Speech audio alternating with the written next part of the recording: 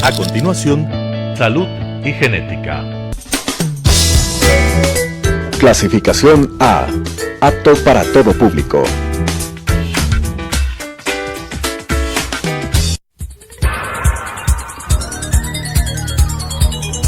Las opiniones vertidas en este espacio por la producción y dirección del programa son de exclusiva responsabilidad de sus autores y de quienes intervienen en ellos. Telesucesos Canal 29 UHF presenta Salud y Genética, un espacio dedicado a descubrir cómo la genética puede ayudarte a mejorar y prevenir problemas de salud en tu familia, con la conducción de la doctora María Belén Matos, tu genetista de confianza. Salud y Genética.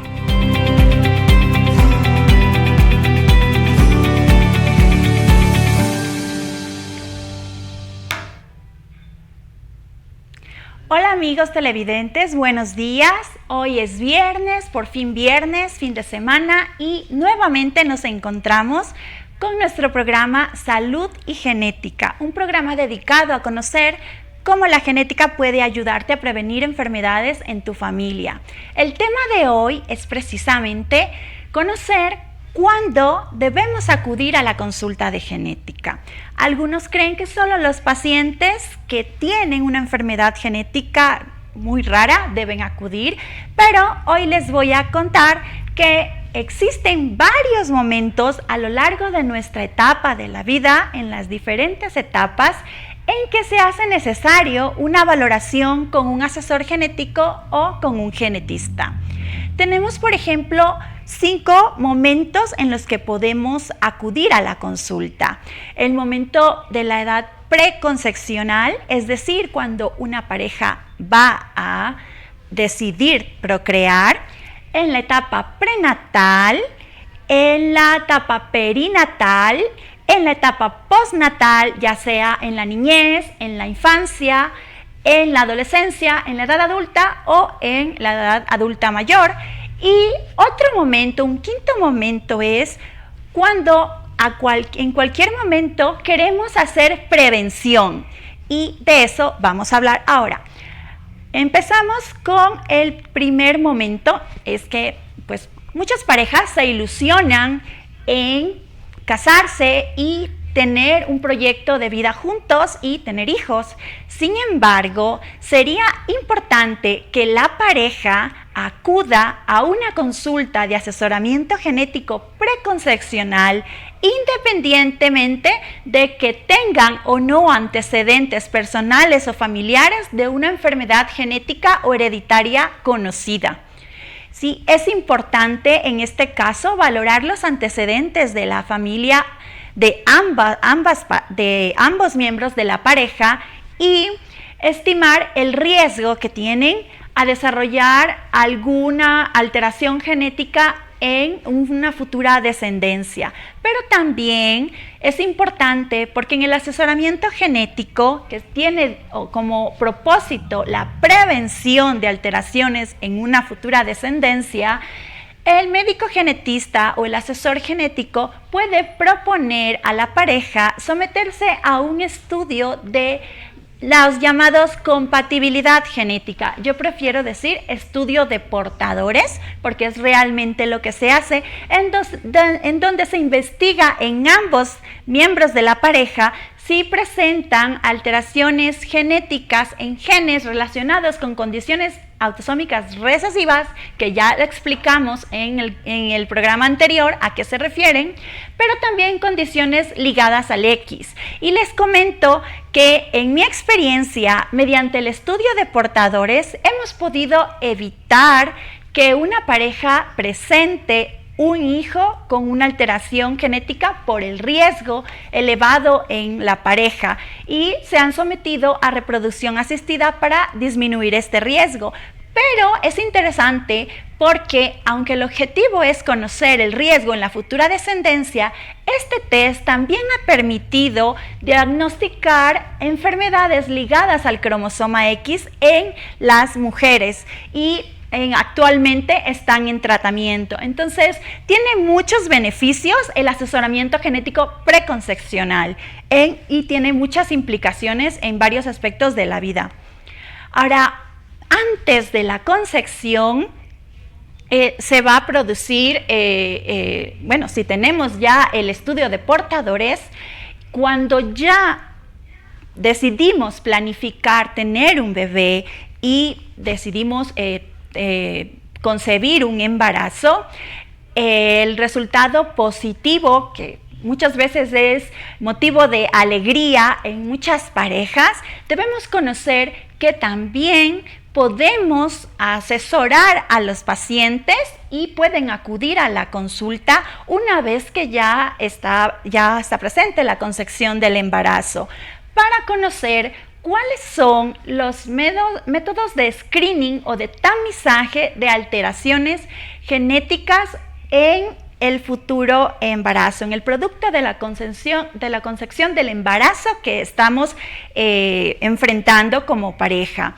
Es importante conocer que existen pruebas desde las primeras etapas del embarazo, es decir, desde las 10 semanas ya se puede estudiar las principales alteraciones cromosómicas mediante pruebas prenatales no invasivas, el llamado NIP, y se puede diagnosticar trisomías más frecuentes como trisomía 21, que es el síndrome Down, trisomía 13, trisomía 18, pero la técnica ha avanzado tanto que también podemos detectar un gran número de microlesiones más frecuentes. Entonces, es importante conocer que desde las 10 semanas ya podemos detectar si tenemos un futuro bebé con alguna alteración genética y tomar decisiones reproductivas, opciones reproductivas de acuerdo al diagnóstico que se realice, o que continuar con el embarazo porque hemos descartado alteraciones cromosómicas que se pueden diagnosticar mediante este estudio. Es importante conocer que existen limitaciones. Un estudio de diagnóstico prenatal no invasivo negativo no me excluye la posibilidad de que mi futuro bebé pueda haber presentado una alteración de novo, es decir, una nueva mutación que no heredó de sus padres porque no eran portadores. Sin embargo, se pueden presentar, y también es importante conocer que pueden haber otras alteraciones que se producen por eventos ambientales, ya sea del ambiente extrauterino, como agentes biológicos, como por ejemplo infecciones, exposición a medicamentos, exposición a psicofármacos, y también alteraciones del medio intrauterino, como por ejemplo enfermedades maternas como la diabetes, el hipotiroidismo, el hipertiroidismo y otras condiciones que pueden relacionarse con efectos teratogénicos. Es importante conocer eso, que no todo estudio genético me va a excluir todas las alteraciones que pueden ocurrir. Todos estamos en riesgo de presentar un hijo con alguna condición genética o congénita. Y una vez que el embarazo avanza, es importante conocer que existen posibilidad de pérdidas de embarazos en las primeras semanas, y es importante acudir a la consulta de genética porque existe algo que se llama selección natural, y muchas veces el producto de la concepción en las primeras etapas, ya sea en el saco gestacional o después de las 6 semanas, cuando ya se visualiza el embrión y el latido, o incluso antes de las 12 semanas o después de las 12 semanas, podemos presentar pérdidas de embarazos, y en muchas ocasiones no se deben a factores externos, sino a factores genéticos, entre ellos algunas condiciones como alteraciones estructurales balanceadas que presentamos y que se pueden diagnosticar en el feto, en el producto de la concepción, y mediante un cariotipo. Y cuando esto se confirma, es importante realizar cariotipo a la pareja. Entonces, tenemos también que conocer que cuando tenemos pérdidas recurrentes de embarazo y de acuerdo a las guías clínicas, 2 abortos espontáneos justifican acudir a la consulta de genética y realizar un cariotipo a la pareja. Esto se hace aquí, en China y en todo el mundo. No justifica o no sustituye otro tipo de exámenes el cariotipo, porque es importante descartar que la pareja sea portadora de un rearreglo balanceado, que en ellos no produce alteraciones, pero sí en la descendencia.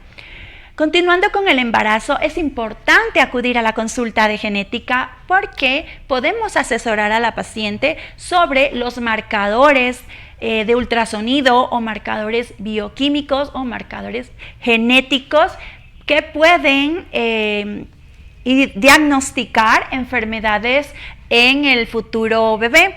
Sin embargo, muchas veces estos estudios son mal direccionados porque no los direcciona un genetista y entonces a veces solicitan a los pacientes pruebas de tamizaje cuando encuentran alteraciones en el ultrasonido, alteraciones estructurales. Sin embargo, al evidenciar alteraciones estructurales y sospechar alguna alteración genética, principalmente cromosómica, es importante conocer que se debe realizar un estudio confirmatorio.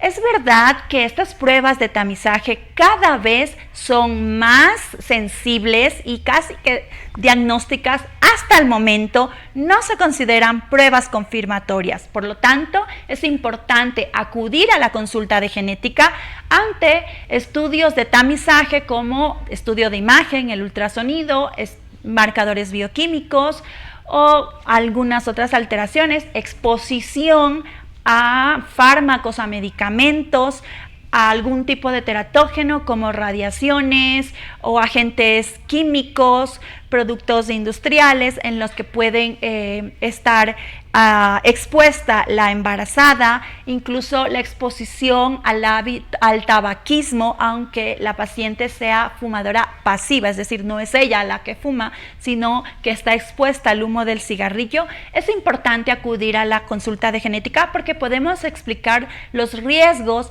de un desenlace de la concepción con una alteración genética o congénita, es decir, que no es genética, no es hereditaria, pero que puede presentarse por un agente ambiental o teratógeno. Existe también en el ambiente intrauterino, como ya habíamos explicado, pero algo que lamentablemente sigue sucediendo hasta el día de hoy y es algo que es prevenible, es la exposición a la isotretinoína. Es un medicamento que se utiliza en dermatología y medicina estética para tratar el acné. Es importante que los dermatólogos o los médicos generales informen a la paciente los riesgos de la exposición, incluso desde 2 años antes del embarazo, a este medicamento. Es decir, que cuando vamos a planificar un embarazo, debemos haber dejado de tomar este medicamento 2 años antes, porque todavía tiene efectos, aunque ya no lo estés tomando. También es importante conocer que existe medidas de prevención para algunos defectos congénitos y esto lo asesoramos generalmente en el asesoramiento preconcepcional. Lamentablemente en medicina general y en ginecología lo indican una vez la paciente está embarazada. En este momento ya no tiene efecto y es la suplementación de ácido fólico. Debe realizarse desde antes del embarazo, por lo menos 3 meses antes del embarazo, y realizarse la suplementación en la pareja, porque el producto de la concepción tiene información tanto del padre como de la madre. Es importante conocer esto, sin embargo, se sigue indicando en la etapa ya gestacional y en este momento, si ya se presentó un defecto del tubo neural, el ácido fólico no va a hacer nada. Ahora, también tenemos el asesoramiento genético que debe realizarse en el momento perinatal. Ok, no me pasa la... En el momento perinatal ¿sí? Y tenemos varios tamizajes que se realizan al recién nacido.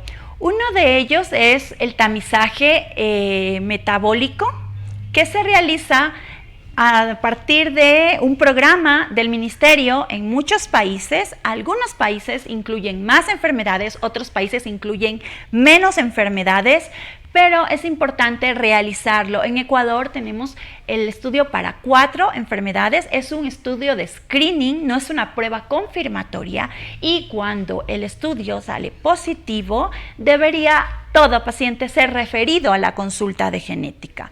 Pero existe también el tamizaje metabólico ampliado, que se puede hacer de forma privada, ya sea de forma bioquímica. Sin embargo, yo insisto siempre en pruebas confirmatorias, y quiero contarles que ya tenemos disponible el estudio molecular de tamizaje ampliado, es decir, de un screening metabólico, pero que se realiza mediante técnicas de secuenciación y puede confirmar o descartar alteraciones en el recién nacido. Y esto es importante porque existen muchas condiciones que pueden ser tratables, existen otras condiciones que van a ser incompatibles con la vida, y es importante asesorar a los pacientes para saber qué esperar del futuro de este recién nacido. También se realiza al nacimiento el tamizaje de alteraciones congénitas.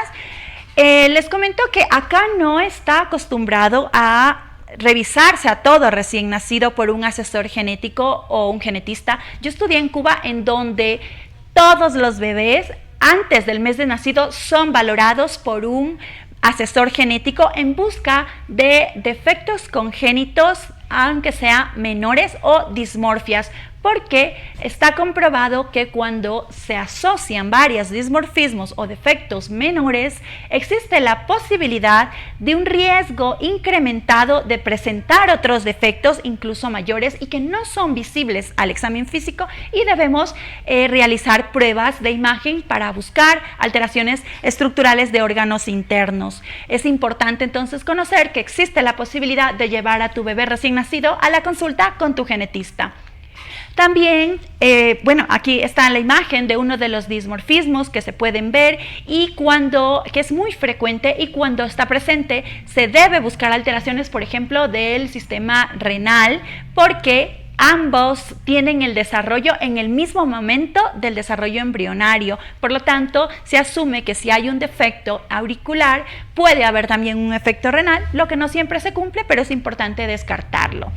También es importante conocer que podemos tener bebés con alteraciones genéticas, como por ejemplo la más frecuente, el síndrome de Down, y es importante acudir al asesoramiento genético. No solamente el diagnóstico es clínico, incluso lo realiza la gente en la calle, ya diagnostican a los bebés, porque es muy frecuente. Sin embargo, es importante realizar el cariotipo. No hay una prueba que la sustituya para poder explicar a la madre por qué tuvo este bebé con síndrome de Down, si es una trisomía libre, que es la forma más frecuente, o si existe algún rearreglo estructural en uno de los progenitores que produjo que exista este desbalance a nivel del cromosoma 21 y esta sea la causa, y existe un riesgo de recurrencia en la futura descendencia. Por eso es importante acudir ante toda alteración cromosómica. Otro tamizaje que se realiza es el tamizaje de cardiología, en donde se pueden detectar soplos y descartar alteraciones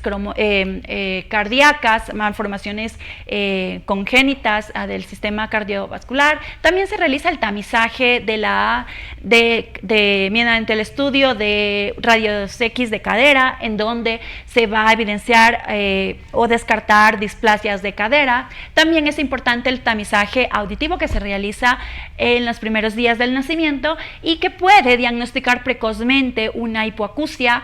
Sin embargo, es importante que cuando se diagnostica la hipoacusia, los pacientes acudan a la consulta de genética. Eso no ocurre siempre, pero les invito a que si se diagnostica una hipoacusia o algún tamizaje tamizaje al recién nacido da positivo, acudir a la consulta de genética.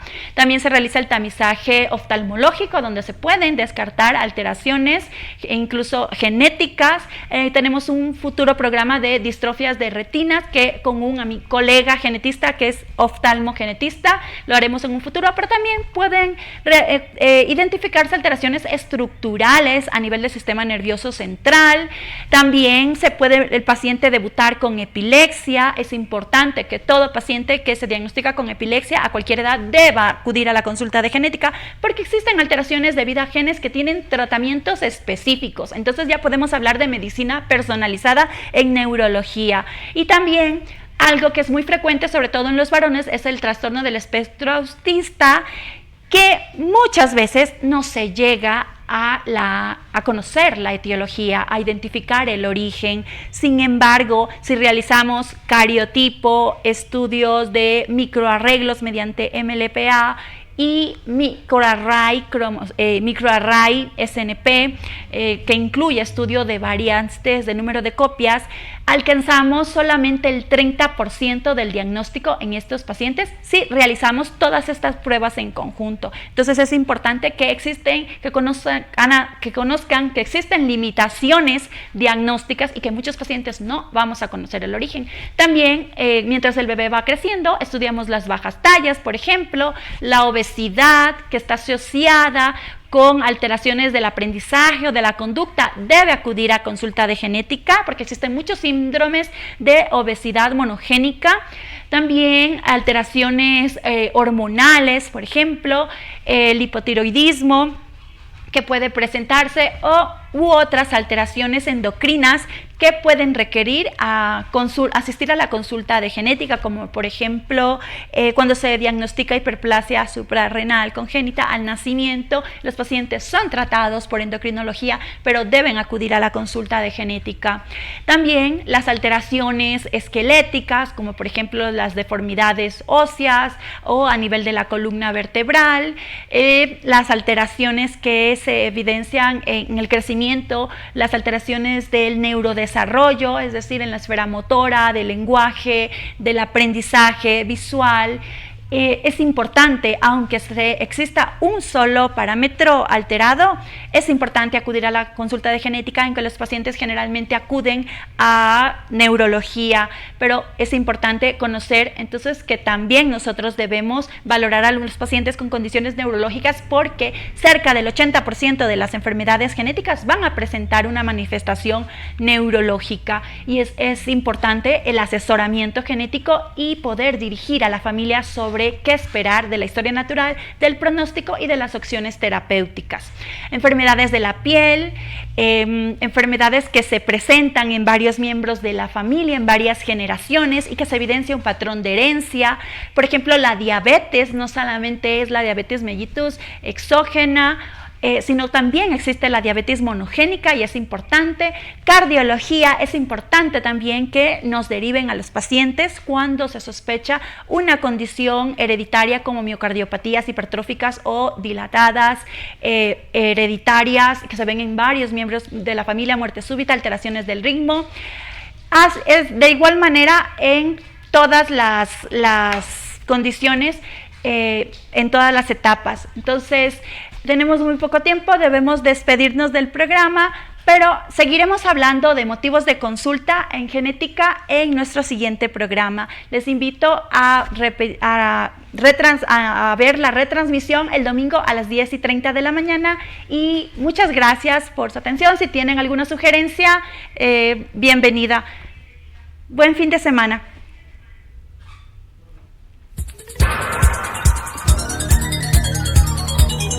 Las opiniones vertidas en este espacio por la producción y dirección del programa son de exclusiva responsabilidad de sus autores y de quienes intervienen en ellos. Telesucesos Canal 29 UHF presentó Salud y Genética, un espacio dedicado a descubrir cómo la genética puede ayudarte a mejorar y prevenir problemas de salud en tu familia, con la conducción de la doctora María Belén Matos, tu genetista de confianza. Salud y Genética.